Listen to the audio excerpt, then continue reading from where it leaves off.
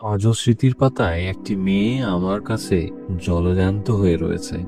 তার গোল গোল গভীর কালো চোখ, সেই দুর্দান্ত মিষ্টি চাহনি এবং দেউলির সেই রেল স্টেশন।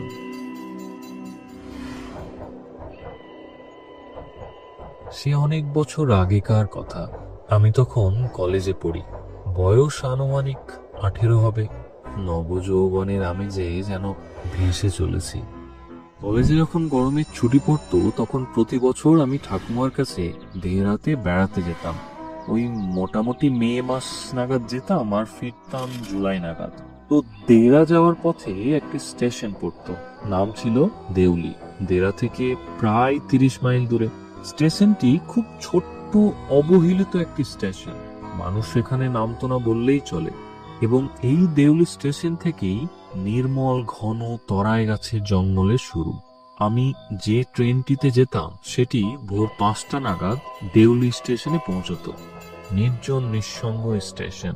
এখানে ওখানে ছোট ছোট ইলেকট্রিক বাল্ব জ্বলছে, আবার কোথাও কোথাও তেলের হারিকেন ঝুলানো রয়েছে। মোদ্দা কথা, সেই নির্জন স্টেশনে আলো আঁধারের একটা নির্মল খেলা অনুভব করা যায়। পূর্ব দিকের আকাশে ভোরের আলো অল্প অল্প করে ফুটতে শুরু করেছে এবং সেই অল্প আলোই স্টেশনের বাইরে তরাই গাছে জঙ্গল একটু একটু করে উদ্ভাসিত হচ্ছে। যেন মনে হয় কোনো এক আবছা ক্যানভাসে আবছা গাছেদের ভিড়। প্রথমেই বললাম স্টেশনটি বড্ড ফাঁকা। স্টেশনে আছে বলতে স্টেশন মাস্টারের একটি ঘর, একটি ওয়েটিং রুম, একটি ফলের দোকান এবং ছোট্ট দেখে একটি চায়ের স্টল। ট্রেনটি খুব বেশিক্ষণ সেখানে দাঁড়ায় না, খুব বেশি হলে 10 মিনিট। একদিন লক্ষ্য করলাম হঠাৎ করেই একটি মেয়ে আমার চোখের সামনে এসে পড়ল। ওই ভোরের আলো আঁধারের খেলায় মেয়েটিকে দেখলাম বেতের ঝুড়ি হাতে। সে ট্রেনের বিভিন্ন কম্পার্টমেন্টে সে ঝুড়িগুলি বিক্রি করার চেষ্টা করছে। তাকে দেখেই আমি আমার চোখ ফেরাতে পারিনি। সেই শীতের সকালে মেয়েটির গায়ে একটি শাল জড়িয়ে রয়েছে। পায়ে অবশ্য কিছু ছিল না, খালি পায়ে সেই ঝুড়ি হাতে এখানে ওখানে হাঁটছে। পরনের জামা কাপড় বেশ পুরনো, তা দেখেই বোঝা যায়। কিন্তু যে জিনিসটা সব থেকে বেশি লক্ষণীয় ছিল সেটা হলো তার হাঁটা চলাফেরার মধ্যে একটা আলাদা ভার, ব্যক্তিত্বের ভার। সেই ব্যাপারটি আমার মনে কোথাও গিয়ে নাড়া দেয়। আমি তাকে দেখে যখন এইসব ভাবছি ঠিক তখনই সে আমার জানালার সামনে এসে দাঁড়ালো। সে বুঝতেই পেরেছিল যে আমি তার দিকে ইচ্ছে করেই একটু তাকিয়ে রয়েছি। সে সেটা বুঝতে পারছিল, কিন্তু এমন প্রিটেন্ড করছিল যেন ব্যাপারটা সে লক্ষ্যই করেনি। তাকে ফ্যাকাশে দেখাচ্ছিল, তার কালো কেশ চোখে পড়ার মতো। এবং সব থেকে বেশি আকর্ষণীয় যেটা ছিল সেটা হলো তার গাঢ় গভীর চাহনি, যেন কাজল নয়না হরিণী। যেন সে চঞ্চল চোখে এদিক ওদিক তাকিয়ে শেষে তার চাহনি আমার চোখের বাঁধনে স্থির হয়ে গেল। তারপরে মেয়েটি সেখান থেকে চলে গেল। জানি না আমার ঠিক কি হলো। আমি আমি আমার সিট থেকে উঠে বাইরে বেরিয়ে এলাম। মেয়েটাকে খুঁজছিলাম। খুঁজতে খুঁজতে সেই ছোট্ট চায়ের দোকানে এসে উপস্থিত হলাম। লক্ষ্য করলাম মেয়েটিও আমায় ফলো করতে করতে চায়ের দোকানের কাছে এসে আমায় জিজ্ঞেস করছে যে আমি তার কাছে একটি বেতের ঝুড়ি কিনবো কিনা। আমি হতবাক হয়ে তার চোখের চাহনিতে মুগ্ধ হয়ে ঠিক কি বলবো বুঝে উঠতে পারছিলাম না। বললাম, আমার ঝুড়ি লাগবে না। সে আবার আমায় জিজ্ঞেস করলো। তখন যেন বলতে বাধ্য হলাম, হ্যাঁ, আমি একটি ঝুড়ি কিনতে চাই। ঝুড়ি কিনলাম, তার হাতে একটা পয়সাও দিলাম, কিন্তু তার হাতে ছোঁয়া অনুভব করার সাহস পেলাম না। ইতিমধ্যেই ট্রেনের হুইসেল বাজলো। নিজেকে এক প্রকার জোর করেই টানতে টানতে ট্রেনে ফিরে এসে সিটে বসালাম। ট্রেন ছেড়ে দিল। দেখলাম মেয়েটি আমার দিকে তাকিয়ে মুচকি মুচকি হাসছে। সেই হাসির স্পষ্টতা ভোরের আলো আধারের খেলায় যেন আরো বেশি উজ্জ্বল হয়ে উঠছিল। তারপর ধীরে ধীরে ট্রেন স্টেশন থেকে বেরিয়ে জঙ্গলের গভীরে প্রবেশ করলো। শুধু থেকে গেল মেয়েটির হাসির একটি উজ্জ্বল চিত্র মনের গহনে। তারপরে প্রায় 2 মাস কেটে গেল। ছুটি শেষে আবারও যখন ফিরছি তখন দেউলি স্টেশনে ট্রেন থামতেই মনের মধ্যে আলাদা একটা থ্রিল অনুভব করলাম। একটা উদ্বেগ অনুভব করছিলাম। মেয়েটার দেখা পাবো তো। হঠাৎ করেই লক্ষ্য করলাম যে মেয়েটি আমার চোখের সামনেই দাঁড়িয়ে রয়েছে। এবং সব থেকে যে ব্যাপারটা আমার ভালো লাগছিল সেটা হচ্ছে সে আমায় চিনতে পেরেছে। আরো হয়তো ভীষণ ভালো লাগছিল যে আমিও তাকে চিনতে পেরেছি। ঠিক যেন মনে হচ্ছিল বহু পরিচিত, খুব কাছের বহু পুরনো এক বন্ধুর সাথে অনেকদিন পরে দেখা হচ্ছে। জানি না কি হলো, তার টানে মনের অজান্তেই প্ল্যাটফর্মে নেমে পড়লাম।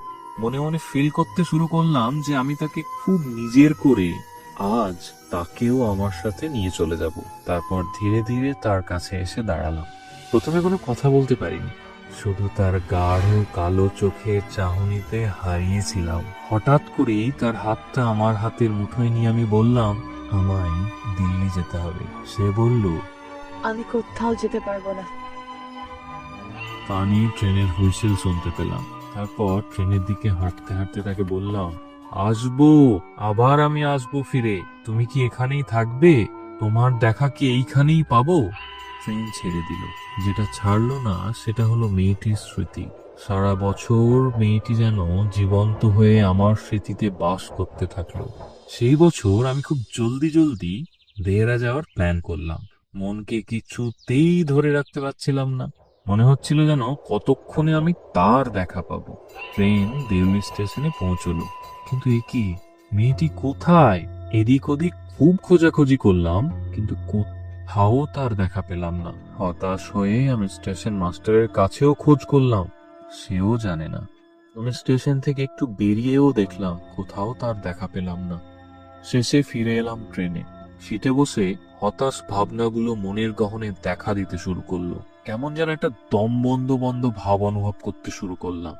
2 বছরে মেয়েটিকে ঠিকঠাক চিনিও না, মাত্র 2 বার তার সঙ্গে দেখা হয়েছে। সত্যি বলতে কি, মেয়েটার সম্বন্ধে আমি কিছুই জানি না, এমনকি তার নামটাও না। কিন্তু কেন এত টান অনুভব করছি? কেন মেয়েটিকে খুঁজে পাওয়ার বাসনা এত বেশি করে অনুভব করছি? কেন এত কর্তব্য অনুভব করছি? তারপরে ঠাকুমার কাছেও আমি বেশি দিন থাকতে পারিনি। মনের মধ্যে আলাদা রকম একটা উদ্বেগ, দুশ্চিন্তা মনকে বারবার ভারাক্রান্ত করে তুলছিল। কয়েক সপ্তাহ পর আমি আবার দেউলি স্টেশনে ফিরে এলাম। বাড়ি যাওয়ার জন্যই কি, নাকি মেয়েটিকে খুঁজে পেতে, জানি না ঠিক। তবে এইবার আরো একটু তৎপরতার সাথে ট্রেন থেকে নেমে নেমেই মেয়েটির খোঁজ ইংরেজি করতে শুরু সাহিত্যের করলাম। এমন স্বাদ প্রথমে বাংলায় স্টেশন পেতে মাস্টার, চ্যানেলটিকে তারপর সাবস্ক্রাইব সেই করে চায়ের এবারে দোকান। মেম্বার হয়ে যাও। কেউ তার থ্যাংক কথা ইউ বলতে সো লাগলো। মাচ এন্ড কারণ অলওয়েজ কারো রিমেম্বার কাছেই সে ততটা নলেজ মূল্যবান উইথ ছিল না শেয়ারিং। যতটা সে আমার কাছে ছিল। বাধ্য হয়ে আবার ট্রেনে ফিরে এসে বসলাম। ট্রেন ছেড়ে দিল। ট্রেন যখন আমায় নিয়ে চলে যেতে লাগলো, তখন মনে মনে ভাবলাম, একদিন আমার গন্তব্য এই দেউলি স্টেশনটি হবে। সেদিন সারা দিন আমি মেয়েটিকে খুঁজে বেড়াবো। স্টেশনের বাইরে যে টাউনটি আছে সেখানে তার খোঁজ করব। সারা শহর জুড়ে তাকে তন্ন তন্ন করে খুঁজে খুঁজে ফিরবো। মনে মনে ভাবলাম, আমাকে তাকে খুঁজে পেতেই হবে, কারণ সে আমার মন চুরি করেছে। এই আশা নিয়েই আমি আরো একটা বছর কাটিয়ে দিলাম। সে বছর যখন আবার দেহরা যাওয়ার পথে দেউলি স্টেশনের ট্রেনটি দাঁড়ালো, তখন আমার চোখ মেয়েটিকে খুঁজতে লাগলো। যদিও বা জানতাম মেয়েটিকে আমি আর খুঁজে পাবো না কখনো। কয়েক বছর কেটে গেছে এইভাবে। আমি দেউলিতে নেমে গিয়ে মেয়েটিকে খুঁজতে পারিনি নাকি খুঁজতে চাইনি। মনে মনে একটা ভয় কাজ করত। মনে হতো মেয়েটির সেই সুন্দর চাহনি, কোমল ছোঁয়া, সেইটাই মেয়েটিকে আমার মনের মধ্যে এত উজ্জীবিত করে রেখেছে। ভয় হতো যে যদি মেয়েটিকে সত্যি একদিন খুঁজে পাই এবং দেখি যে মেয়েটির বিয়ে হয়ে গেছে। ভয় হতো যে মেয়েটি যদি ভীষণ অসুস্থ হয়ে যায় বা আরো খারাপ কিছু। গত কয়েক বছরে বেশ কয়েকবার দেউলিতে আমি আসা যাওয়া করেছি। প্রত্যেকবার জানালার বাইরে দিয়ে যখন প্ল্যাটফর্মের দিকে তাকাতাম, তখন একটু হলেও মনে আশা থাকতো যে আবার হয়তো সেই মেয়েটির উজ্জ্বল হাসি মুখটা আমার চোখের সামনে ফুটে উঠবে। যখন এইসব 7-5 ভাবতাম, তখন ভাবতাম স্টেশনের বাইরে গিয়ে খোঁজ করলেই তো হয়, তাহলে হয়তো মনের এই অনিশ্চয়তাটা কেটে যাবে। কিন্তু কি জানি, কোথাও না কোথাও মনের মধ্যে মেয়েটিকে নিয়ে এই অনিশ্চয়তাটাই আমি ভীষণভাবে আঁকড়ে ধরে বাঁচতে শিখে গেছিলাম। আমার ভালো লাগছিল এইভাবেই বাঁচতে। আমার মেয়েটিকে নিয়ে কল্পনা করতে ভালো লাগতো এবং কল্পনার মধ্যেই মেয়েটিকে ভীষণভাবে আঁকড়ে ধরেছিলাম। একটা কথা আছে না, journey is better than destination. আমার মধ্যে হয়তো ঠিক সেই ব্যাপারটাই কাজ করছিল। মেয়েটিকে খুঁজে পাওয়ার থেকে বেশি খোঁজার যে একটা রোমাঞ্চকর অনুভূতি, সেটাকেই আমি ধীরে ধীরে বেশি করে উপভোগ করছিলাম। আমার মনে হয় ভালোবাসার অনুভূতিটি যদি জীবনের শেষ পর্যন্ত একটা রহস্য হয়েই থেকে যায়, তাহলেই তো ভালোবাসার আসল আনন্দ। জীবনের এই জায়গাতে এসে যদি আমায় কেউ জিজ্ঞেস করে ভালোবাসা কি, আমি তাদের বলি প্রাপ্তি আর অপ্রাপ্তির মাঝের অনুভূতিটাই হয়তো প্রকৃত ভালোবাসা। আর সেই কারণেই প্রায় আমি দেউলি স্টেশনে আসি, কিন্তু স্টেশনের বাইরে তাকে কখনো খোঁজার চেষ্টা করিনি। কথা ছিল ভুলে যাব, ফিরে দেখার ইংরেজি সাহিত্যের এমন স্বাদ বাংলায় পেতে হলে চ্যানেলটিকে সাবস্ক্রাইব করে পরিবারের মেম্বার হয়ে যাও। Thank you so much and always remember, knowledge worth sharing.